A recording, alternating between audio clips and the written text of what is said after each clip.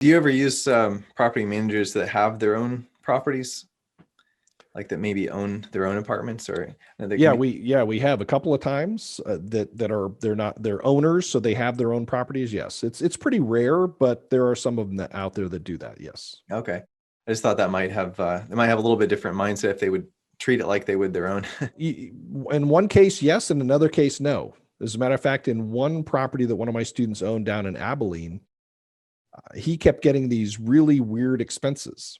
And, he's telling me that he was thinking about changing the property manager, but he was concerned because he might get a manager that was worse. And I said, well, but what happens if you get one that's better?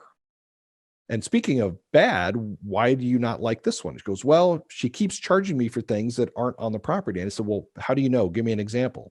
He said, well, here's an example. She gave me a bill because they replaced a sliding glass door on the property.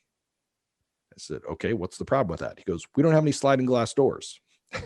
So that was pretty obvious that she was basically charging him for a repair on a different property. Oh, wow.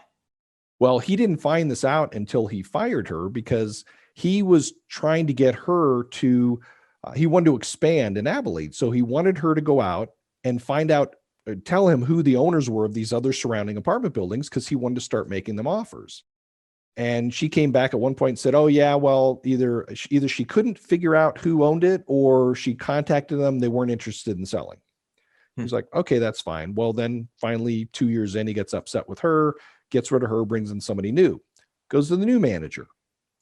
By the way, bringing in the new manager, he increased his revenue $5,000 a month within just a few months of the new manager coming on board. Wow. That's how much a good manager will actually save you. As a matter of fact, about 2 years ago, he had bought another new property down in Abilene, and he was so happy with her performance that he actually gifted her 3% ownership in the property to thank her for helping him find properties, plus doing a great job managing the properties. But anyway, he goes to this new manager and he says, hey, I've been trying to contact these managers around the area to see if they want to sell. Can you tell me or go out and find out who owns them? She goes, oh, well, I already know who owns them. And he's like, really? Who? He goes, your old manager. Her and her husband own all the properties.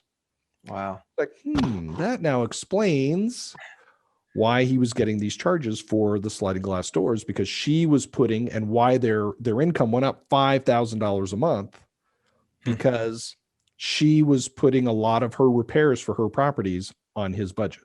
Wow. Wow. Yeah, that's bad. Yeah. And I can imagine too that they're essentially a competitor too. I mean, they might, they're probably going to give preference to their properties over yours too. So yeah, there'd be pros and cons of that.